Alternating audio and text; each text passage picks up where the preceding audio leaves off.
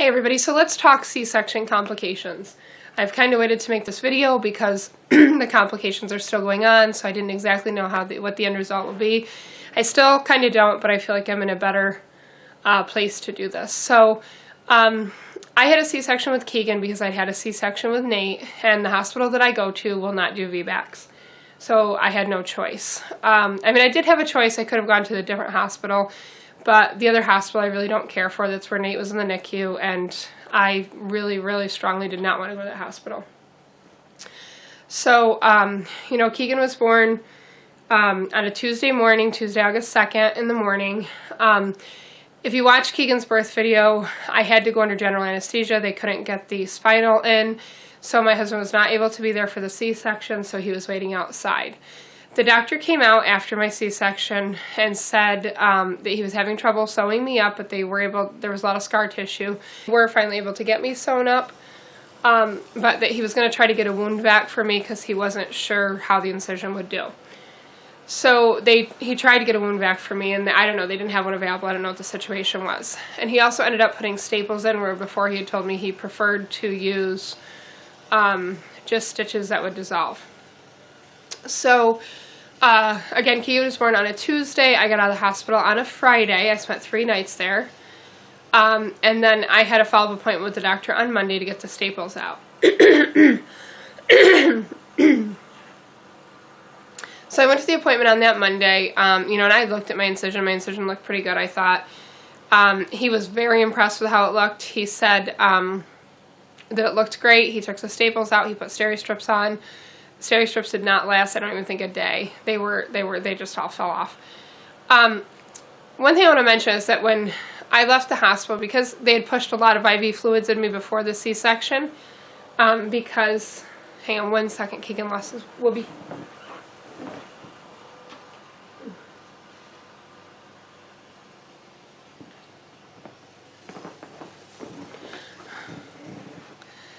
Okay, so they had pushed a lot of IV fluids because they thought my C-section would happen sooner. I went to the hospital right around midnight, and it was, Keegan was born at almost 5 o'clock in the morning. So what ended up happening is somebody came in labor. They were having a vaginal birth, so obviously they took precedent over me, who was not, you know, progressed enough to hurry with the C-section. So by the time I'd gotten in there to do the C-section, they had already done like 3 bags of fluid, which normally they wouldn't do that much, I guess.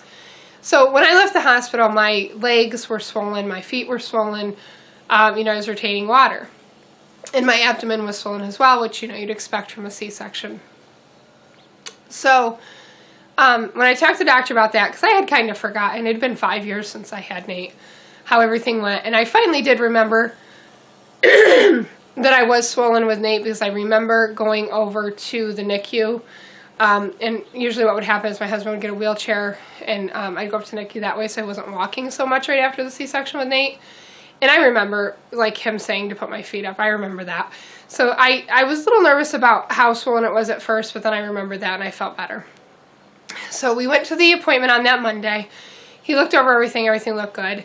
He was very impressed with how it looked. So, and I did kind of talk to him about my abdomen, because I just felt like something was off with it. I just felt like something was off. And he's like, well, you know, it kind of worries me too, but, you know, we'll kind of monitor it and see. That was it. So he told me to call if anything happened. When I went out to check out and make my follow-up appointment, they told me that he was going out, he was having shoulder surgery and would be out for a long time. So by the time that 4 weeks was up, I actually had to switch to a different doctor.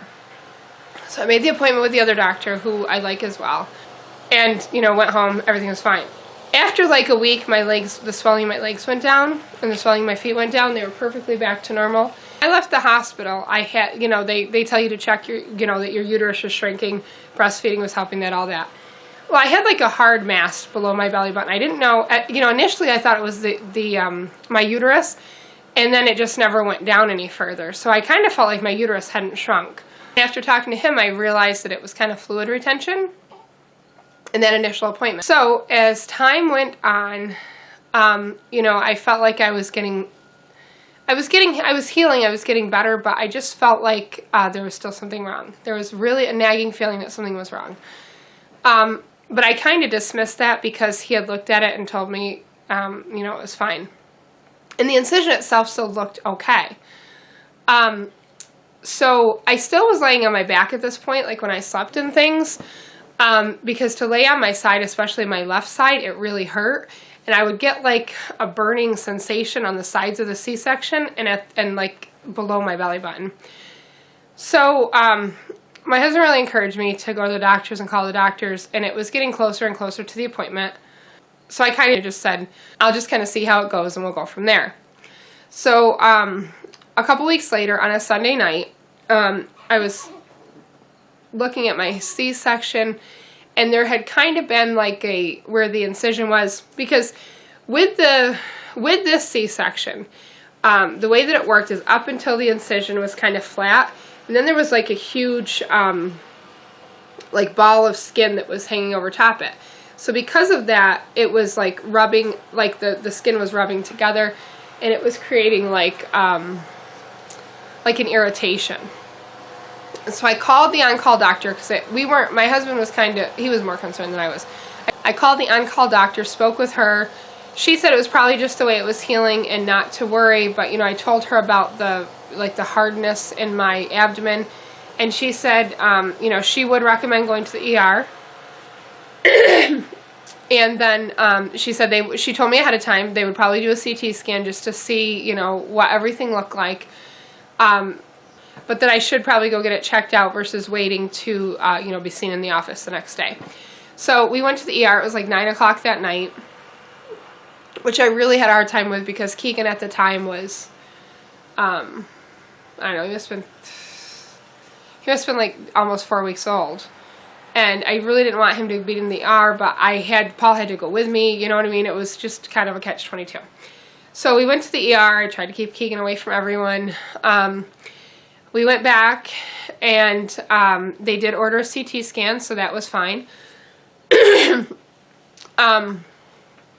part that I was irritated with is that when the ER doctor came in and said he was doing a CT scan, I said, you know, I breastfeed. How does that affect breastfeeding? He goes, I don't really know. He said, let me find out. So he went out, talked to whoever, looked it up, however, and he said, you know, you really should like pump and dump for, I think he said one time. I think he said one time. Okay, so, you know, it is what it is. So, they brought me in formula to feed Keegan. First they brought me to pump to try to pump. Keegan had just eaten though, so I didn't pump very much at all. Maybe like 1.5 ounces or so. Then they came in to take me down to do the CT scan. They brought in formula for my husband to give him in case, you know, he got hungry. So I went down to the CT, and I had Googled at the time, like in between all this, about breastfeeding and CT scans, and I found in several different places where it said there have been studies to show that there's absolutely no reason you can't breastfeed afterwards. But I was kind of like, okay, better than safe than sorry. So when they took me down to CT and they set me in the hallway there to go to the CT, she came out, the girl that was going to do the CT, and said, you know, didn't they start an IV? And I said, no. She said, because we want to do this with contrast. I said, well, is there, you know, can we do it without contrast? Because I knew the more stuff that was involved in the CT, the higher risk it was that, you know, it would affect the breastfeeding. So she said, no, you know, it allows them to see more, blah, blah, blah, blah, blah. So they put the IV in, and then the technician for the diagnostic imaging, she told me that I needed to pump and dump for 24 hours. Okay, Keegan will eat formula for a day, I guess. You know, whatever. I needed to figure out what was going on. So they did the CT scan. The doctor came back in and said, he was very short, and I'm irritated because this is the hospital that I work at, and they really, really push how important patient satisfaction is. He came in and he just spoke very fast. And this was the middle of the night. I was kind of scared as to what was going on, and he basically said there was something there. They couldn't tell if it was an abscess or just regular fluid. They would have to do surgery the next day to figure it out. and that I was going to be admitted. So at this point, Paul had called his brother to come get Nate, and that we took Keegan with us, obviously, because, you know, we needed to be able to feed him and things like that. And so we got a room. By the time we got a room, it was like 3 in the morning. There was just a lot of, like, miscommunication. I didn't really have a clue what was going on, which was a lot of my frustration. So when we went up to the floor and got the room, I was told that the doctor that I spoke with on the phone was there in labor and delivery, and she'd come over and see me, that she would be the one to perform the surgery, blah, blah, blah. She never did come over, and at some point the lactation consultant came in, one of the lactation consultants that I had seen in the hospital, and she was irritated over what I was told, big time. She said there was absolutely no reason for me to be pumping and dumping. And the first time I pumped, I dumped it out. The second time I got a lot more. I don't know at what point in the morning I pumped at some point. And I kind of, at that point I was starting to be more aware, I guess. And I told my husband, I said, I'm not going to dump this. I'm going to pump it and leave it. Because then they had put me on an antibiotic because they thought possibly there was an abscess. And the antibiotic was the same thing that I got after the C-section. And I knew that. And then I asked the nurse, I said, can you just verify that this is okay with breastfeeding? She never found out, never told me. And when I asked her again, like 8 hours later, she's like, yeah, I've never been able to find out. I knew it was fine because it was the same thing I was given after the C-section, but that's beside the point. The nurses should have that information, obviously. So that's why they sent the lactation consultant in. When the lactation consultant came in, they had given me like a bouncer that sat on the floor for Keegan to sleep in. She goes, why have they not brought a bassinet in? I said, I don't know. And I told her I was pumping and dumping. She said, who told you to do that? I told her, I said, well, the ER doctor did, diagnostic imaging did, and then the nurse on the floor also said something, because she goes, it must be really frustrating to just pump and dump. Yes, it is. Yes, it absolutely is. So she said there's absolutely no reason to do that. She said the same thing I found online. Studies have shown that there's absolutely nothing that passes through the breast milk, or if it does, it's so minute that it's fine. So I was irritated, to say the very least. And then, so at this point, they hadn't allowed me to eat or drink anything because I thought I was having surgery. So we waited around until like, I don't know, it was probably 11 o'clock in the morning or so. My doctor that delivered Keegan came in. I never saw the other doctor. I don't even know if they told her I was there. I don't know what the situation was. So he came in. He's like, oh my God, I'm so surprised to see you here, blah, blah, blah. He looked at my incision again. He said after he saw the CT scan, walking down the hall, he said, I was convinced that I needed to open you back up and do surgery to figure out what that is. He said, but after looking at it, I'm not so sure, because at that point, it kind of still looked fine. Like the incision never oozed. It never looked bad. It was pretty much still fine. It was just that I had like this hard ball in my stomach, in my lower abdomen. So he said, he goes, let me check with some colleagues, see what, he goes, I don't really know what I want to do here.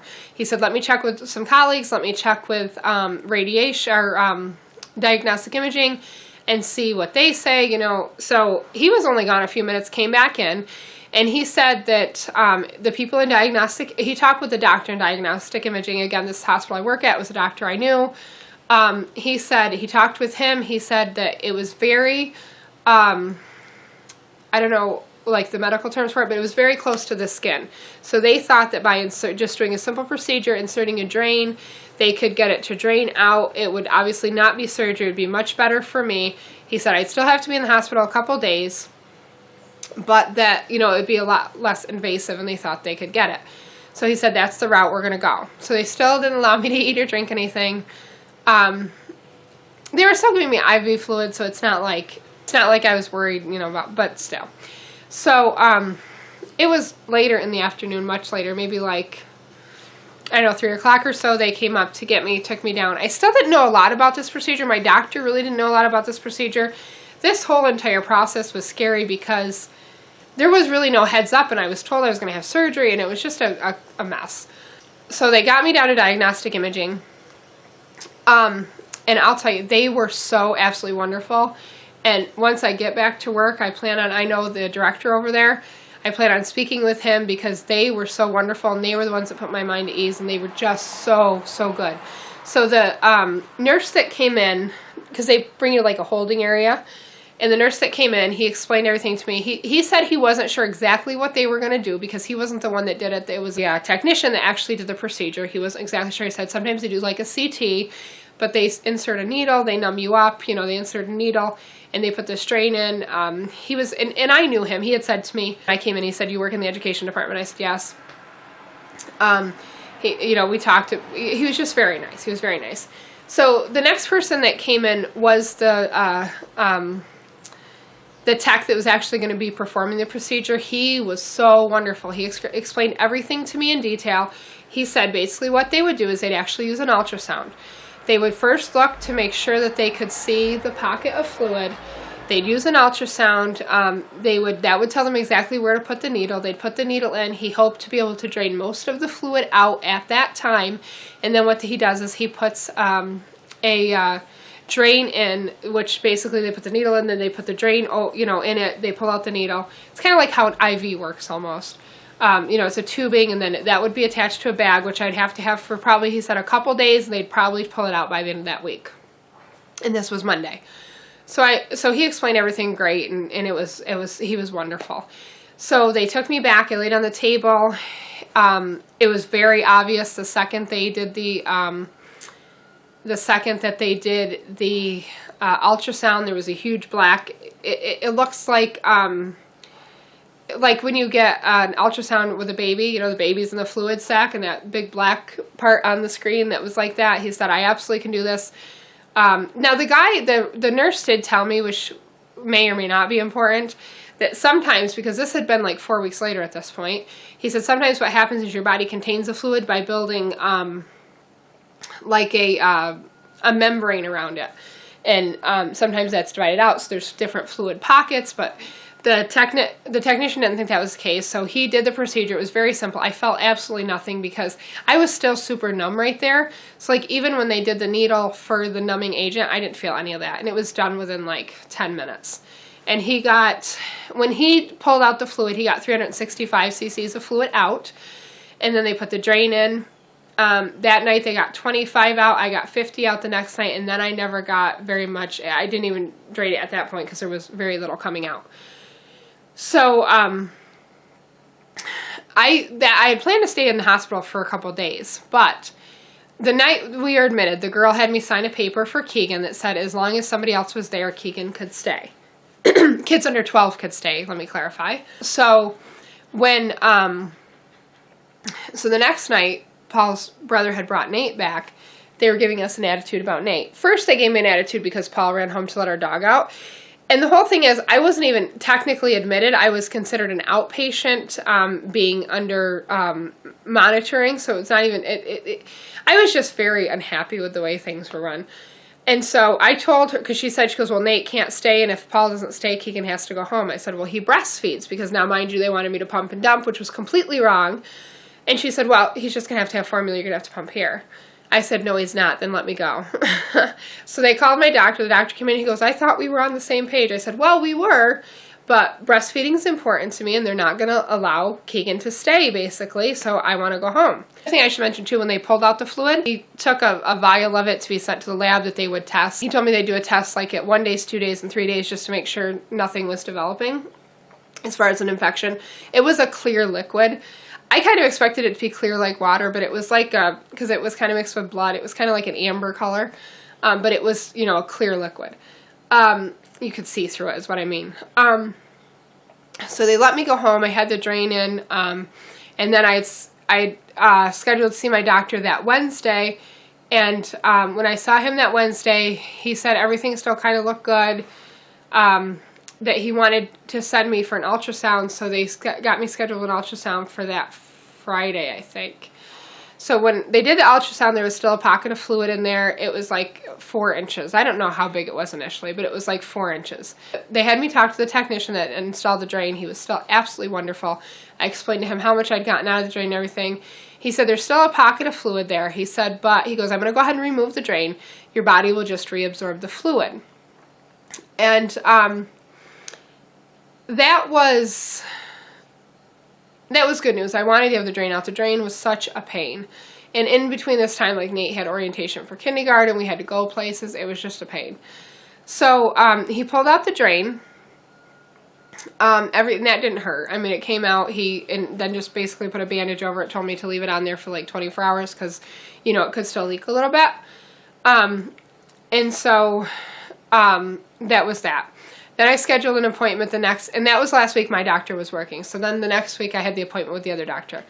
I went to see the other doctor and she was like, well, this is the first time I'm seeing your incision. At this point, the incision had gotten a little red and it had started to get red up, like to indicate an infection. But they had me on oral antibiotics and nobody really knows what is going on, which is part of the problem. But she had looked at it. She said, I want to have you back here in a couple of days just so I can look at it again and kind of gauge whether she thinks it's getting better or getting worse. So the next day, so she said, well, I really don't know. So then she said, I want to refer you to a surgeon. She said, what we may need to do is just open it up a little bit, a bigger thing, basically, to drain that fluid out. And they'd probably put a wound vac on it and all this complicated mess. Basically, I need surgery again. So we're back on the surgery route. And she said, well, let me get an ultrasound here in the office to see if we can tell, if it's shrinking or not. So I went with the ultrasound tech. She did the thing again. Lovely people. These are all lovely people in the doctor's office. So she measured it, and she asked me if I knew how big it was first time. I said I really don't. I think like 4 inches. So she went out, talked to the doctor. The doctor came back in. She said it is shrinking. She said, so I don't see a point in... she said it was like this big at that point. Like that's what she did. It was like that big. So she said, I don't see a point in this at this time to refer you to the surgeon. She said, let's just see if it's just going to keep draining or, keep being reabsorbed, which can take a couple weeks, I guess. She said, let's see, where we're at next week. So I have an appointment this week to get it looked at, but it's been such a nightmare. And the skin, I can tell it's getting better because the skin is so, and I didn't even get this from my own doctor. I got this from our primary care doctor when I had taken Keegan in for a weight check. He wanted to see it because he'd gotten the information from the hospital. They'd sent it to him as well. And we have such a great primary care doctor. He's like, okay, pull it down, let me see it. So he looked at it, and the skin is so saturated with fluid that it feels, I can't even, it's very, I don't even have a word to describe it. It's just saturated with fluid. So like, how sometimes when you retain water and you press on it, like that indent will stay there?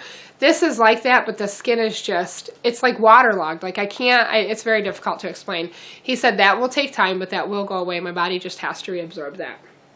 So that was good news. He gave us great information on all that. My doctor never told us that. So basically it's a waiting game. I'm supposed to go back to work a week from Monday.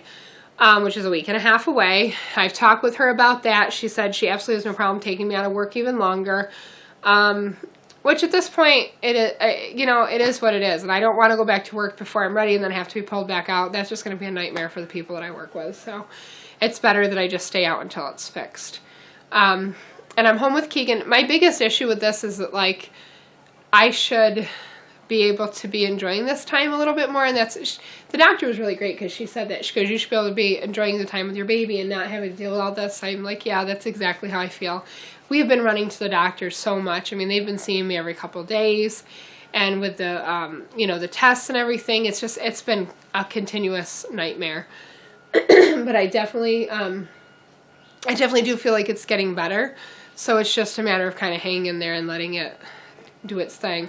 But I really do hope that she's able to pull me out for a couple more weeks after this, because I just want a couple days with Keegan, which are not, because I would be in a lot of pain at the end of the night. It would start to feel like it was burning. I don't know. She says that's like from the skin. I don't know, but I will keep you guys up to date, and let you know exactly what is going on. Hopefully it will resolve soon. I'll keep you up to date. Bye.